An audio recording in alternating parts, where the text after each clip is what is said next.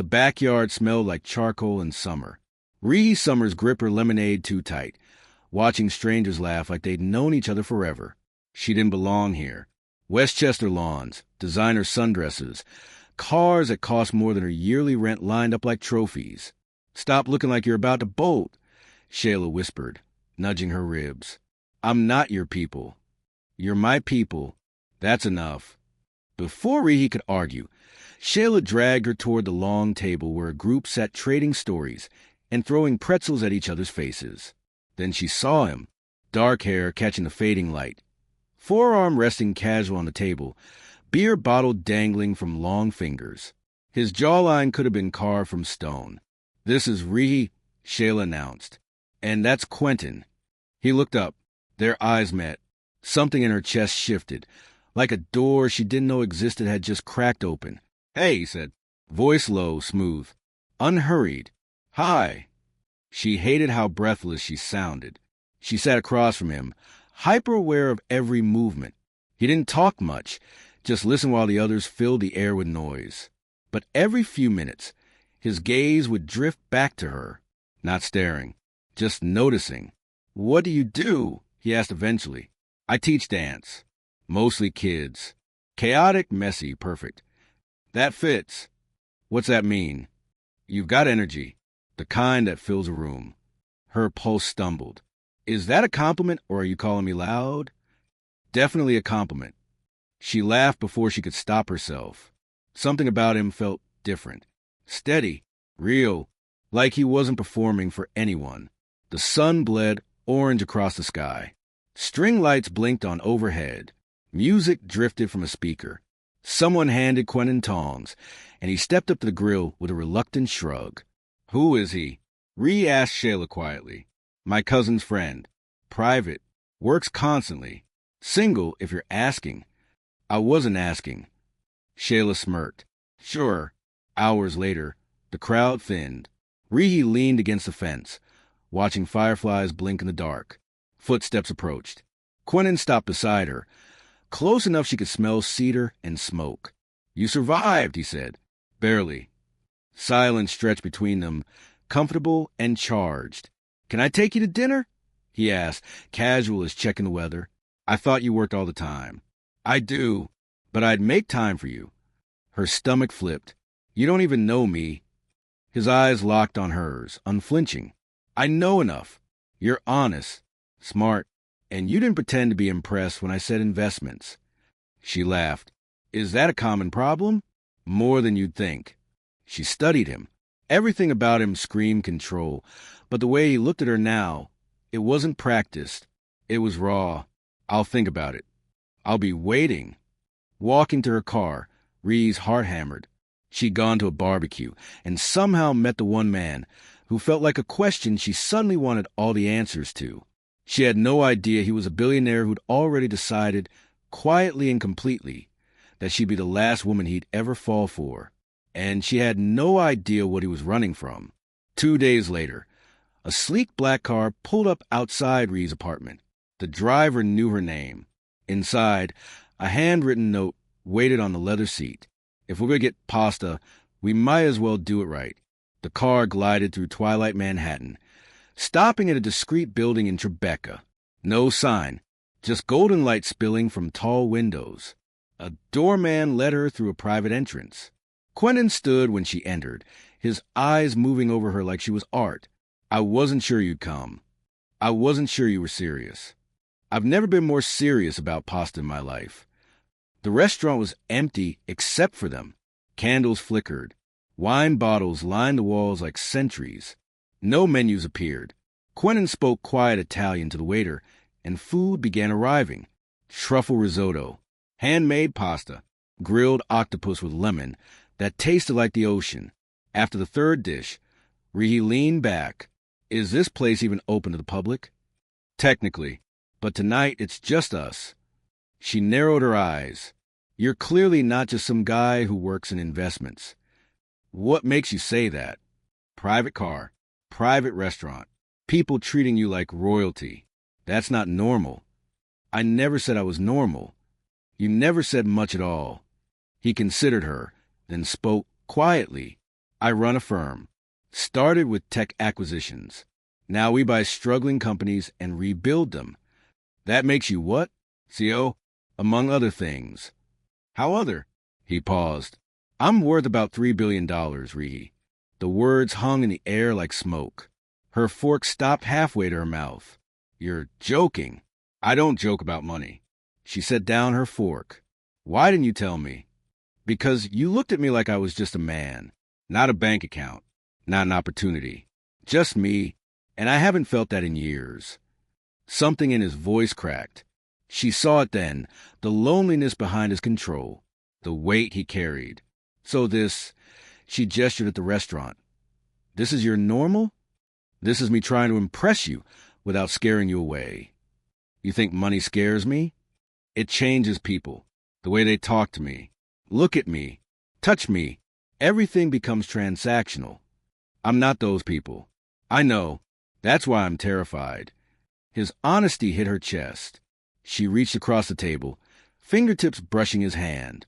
I came here for pasta and conversation. Your bank account doesn't change that. He turned his hand over, palm up, and she placed hers in it. His fingers closed around hers, warm and certain.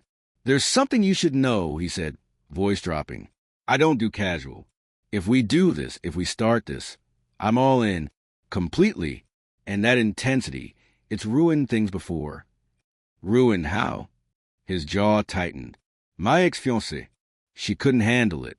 The scrutiny, the pressure. She left 2 weeks before our wedding. Took half my trust with her in the settlement. Ree's breath caught. She betrayed you. She taught me that love always has a price tag. Not always. He looked at her like he wanted to believe it, like she was oxygen and he'd been drowning. The waiter returned with dessert.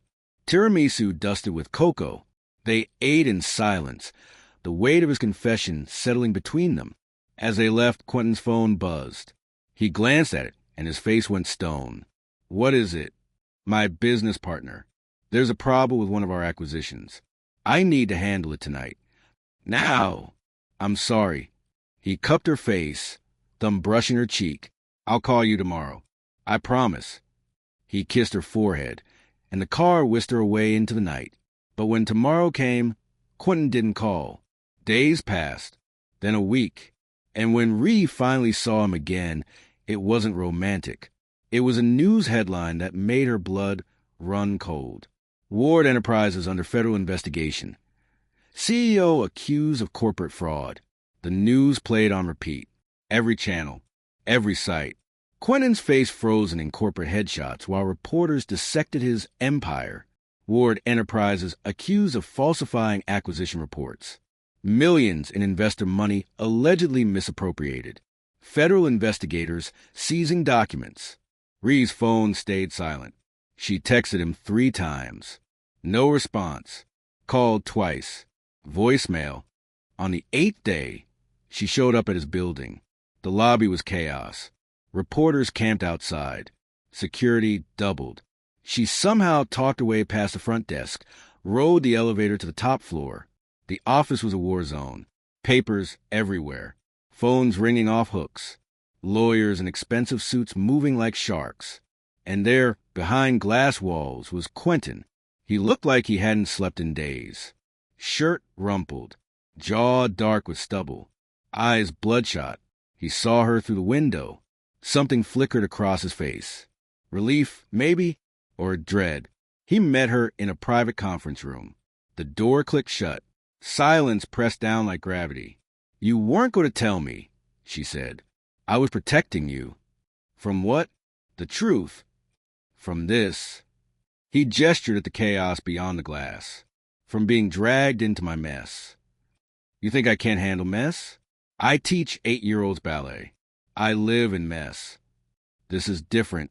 This destroys people. Their reputations. Their futures. I won't let it destroy you. That's not your choice to make. He turned away, shoulders rigid. My business partner. Marcus. He set me up. The words hit like a punch. What? We've been friends for 15 years.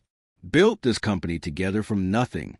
And he's been siphoning money for months, falsifying records, forging my signatures. When the board started asking questions, he made sure all evidence pointed to me. Why would he do that? Quentyn's laugh was bitter. Because I refused to sell. A consortium offered us $4 billion. He wanted to take it. I wanted to keep building. So he decided to take me down instead. Ree's mind reeled. Can you prove it?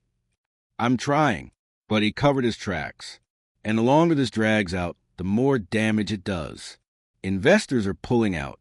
Stocks tanking. Employees are scared. Everything I built is collapsing.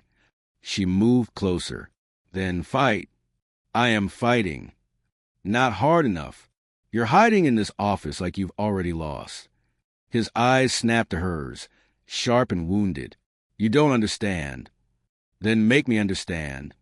He closed the distance between them, so close she could feel heat radiating off him. I'm terrified, Rehea, not of losing the money, not even the company. I'm terrified that everyone I trusted was just waiting for the right moment to betray me. Marcus, my ex, and maybe eventually you. Her heart cracked. I'm not them. Everyone says that. I'm here, aren't I? Standing in the middle of your disaster, not running. His composure broke. He sagged against the table, head in his hands. I didn't want you to see me like this. Weak, broken.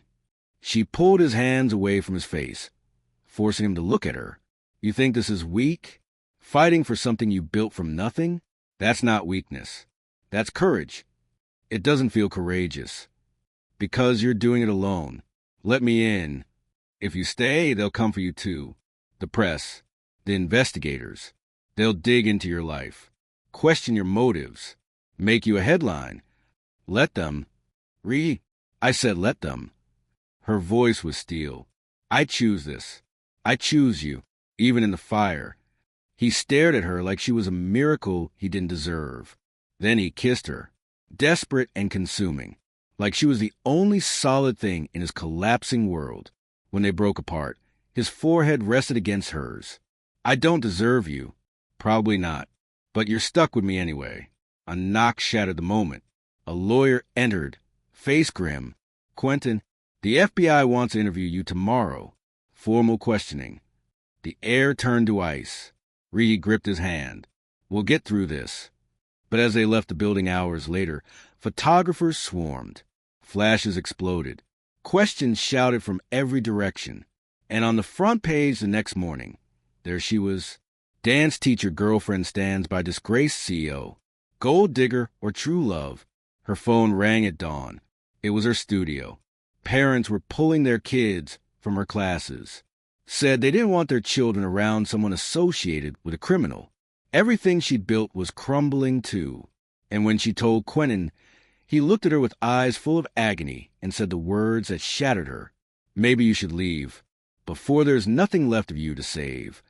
Rehea stood in Quentyn's apartment, rain hammering the windows. The city below blurred into watercolor streaks. Her studio had lost 12 students in 3 days. Messages flooded her phone. Hateful, vicious. Strangers telling her she was naive, stupid, a fool. You want me to leave, she said, voice hollow. Quentyn sat on the couch, elbows on knees, head bowed. I want you to have a life. I have a life. With you. Look what being with me has cost you. I knew the price. You didn't. He looked up, eyes red-rimmed. You thought you did, but you didn't know they'd destroy you too. Your reputation. Your business. Everything you worked for. So your solution is to push me away? Decide for me what I can handle. Yes. The word hung between them like a blade. She moved closer, standing over him. You're scared. I get it. But don't you dare make me the villain in whatever story you're telling yourself about why love doesn't work. It's not about love. It's only about love. Her voice broke. You think I stayed because of your money? Your status? I stayed because when I look at you, I see someone worth fighting for. Someone real. But if you push me away now, you're just proving everyone right. That you were never worth the fight. He stood abruptly, towering over her. Don't. Don't what? Tell you the truth? That's all I've ever done. I'm trying to protect you. By breaking my heart? Great plan. His jaw clenched. For a long moment, neither moved. Then his phone rang. He answered, and his face went pale. When? Pause. I'll be there in 10 minutes. He hung up, looked at her with something like devastation. They found evidence. In Marcus's personal accounts. Emails. Forged documents. Everything that proves he set me up. Relief crashed through her. That's good. That's everything. There's a condition. His voice was flat. Marcus's lawyers are offering a deal. He'll confess, provide all evidence, and cooperate with authorities. In exchange, I drop all civil suits against him. Let him keep his shares. Walk away clean. That's insane. He tried to destroy you. I know. So tell them no. If I say no, this goes to trial. Could take years. More headlines. More scrutiny. More damage. If I say yes, it ends. Today, my name clears. The company stabilizes. Life goes back to normal. Except he gets away with it. Quentyn's eyes met hers. Yeah, except that. You can't seriously be considering this. I am. Why? Because I'm tired, Ree. His voice cracked. I'm tired of fighting.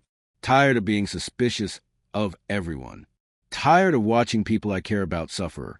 Because of me. If taking this deal means protecting you, protecting my employees, protecting everything I built, then that's what I'll do.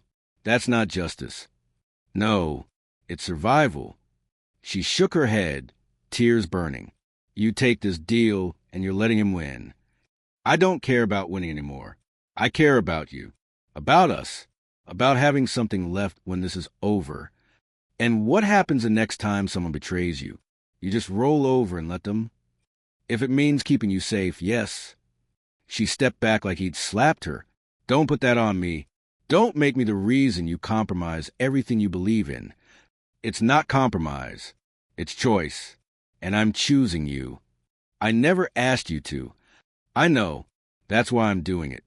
The silence that followed was suffocating. Outside, thunder rolled. Inside, everything felt like it was ending. Ree grabbed her coat. I need air. Don't leave. You already pushed me away. I'm just making it easier for you. She walked out into the rain. It soaked through her clothes immediately, cold and punishing. She walked for blocks, no destination, just movement. Her phone buzzed. Quentyn. She didn't answer. By the time she reached her apartment, she'd made a decision. She spent the night gathering evidence. Old texts, emails, photos, everything she had on Marcus from a few times they'd met. She dug through social media, found connections, trace patterns. And at 3 a.m, she found it.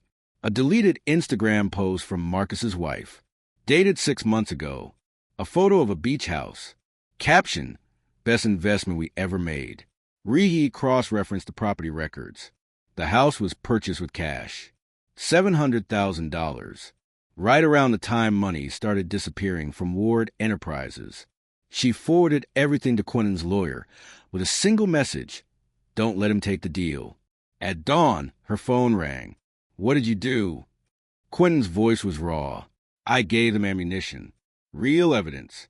Not just confessions. Proof. Rehea, you shouldn't have. You were going to let him walk. I couldn't. This makes you a target. If Marcus realizes you're the one who found this, he'll come after you. Legally. Publicly. He'll destroy you. Then I guess we'll both be destroyed together. Silence stretched. Then quietly, why would you risk that? Because you're worth fighting for, Quentyn, even when you don't believe it yourself. His breath shuddered on the other end. I don't know how to let someone love me like this. You just do. You stop running. Stop pushing. And you let me stand beside you. I'm terrified I'll fail you. Then fail. I'll still be here. A long pause. Then, come back. Please. I need you here. She was already out the door. 6 months later, Ree stood in a Manhattan courtroom watching Marcus's lawyers concede defeat. The evidence she'd found had unraveled his entire scheme. Every forged signature, every stolen dollar, every lie exposed under oath. Quentyn sat at the prosecutor's table, spine straight, face unreadable. But when the judge declared Ward Enterprises clear of all charges and ordered Marcus to face criminal prosecution, his shoulders finally dropped. Outside, reporters swarmed. This time, Quentyn didn't hide. He held Rehea's hand and faced them. "I'm grateful for the justice system," he said, voice steady. "And I'm grateful for the woman who refused to let me give up, even when I tried to push her away." Cameras clicked. Questions flew. Rehea squeezed his hand, and they walked through the chaos together. In the car, silence. Then Quentyn turned to her. "I almost lost everything because I didn't trust anyone. Then I almost lost you because I didn't trust myself. But you didn't lose me. I don't deserve you. We've established that." He smiled, tired but real. "My studio, the one you had to close. I bought the building." She blinked. "What?" "It's yours. No rent. No pressure. I want you to rebuild. On your terms." Tears burned her eyes. "Quentyn, and I want you to move in with me. Not because it's convenient. Not because of the press. But because I can't imagine waking up without you anymore." Her heart hammered. "That's a big step." "I know, and I'm terrified. But I'm more terrified of living safe and alone than living dangerously with you." She kissed him then, slow and deep, tasting salt and relief and something that felt like forever. But when they pulled apart, she said, "I need to tell you something." His face tensed. "What?" "Marcus's lawyers contacted me last week. Offered me $2 million to recant my evidence. Say I fabricated it." The air turned to ice. "What did you say?" "I told them to go to hell." "But, Quentyn, that's the world you live in. People will always try to buy me, use me to get to you, and it's not going to stop." "I know. And I need you to know that I'm choosing this. Choosing you. Choosing the chaos and the scrutiny and the risk. But I need you to choose me too. Not just as someone to protect, but as your equal, your partner." He cupped her face. "I already have. The moment you walked out in the rain, I realized I'd rather have you furious with me than not have you at all. You're not someone I need to protect. You're someone I need beside me. Promise me something. Anything. No more secrets. No more pushing me away to keep me safe. If we do this, we do it together. All of it. I promise." They went back to his apartment. Their apartment now. She'd already started moving her things. Dance shoes in the hallway.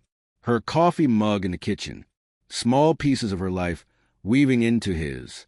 That night, they stood on the balcony, watching the city glitter below. Rehea leaned against him, his arms wrapped around her waist. "You know what's funny?" she said.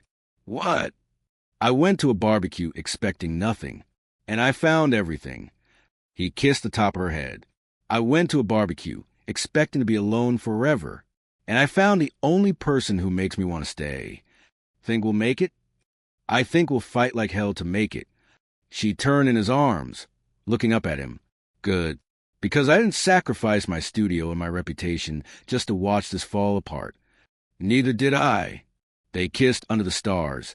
Two people who've been broken by betrayal and learned to trust again. Not because it was easy, but because love, real love, was worth every scar. The headlines would keep coming. The scrutiny wouldn't stop, but they'd face it together. Imperfect, damaged, healing. And maybe that was the point. Not to find someone who fixed everything, but to find someone worth breaking for, worth rebuilding with, worth choosing every single day, even when it was hard, especially when it was hard. Quentyn pulled back, eyes searching hers. "I love you. I should have said it weeks ago, but I was scared. I know. I love you too, even when you're impossible. Especially when I'm impossible? Especially then." They went inside, closing the door on the chaos outside. And for the first time in months, the future didn't feel terrifying. It felt like possibility, like home, like the beginning of something neither of them could have planned, but both of them needed. And in the morning, when Rehea woke wrapped in Quentyn's arms, sunlight spilling across the bed, she knew one truth with absolute certainty. Some people come into your life quietly, unexpectedly, and change everything. Quentyn was hers. She was his. And whatever came next, they'd face it the way they'd faced everything else. Together. The end.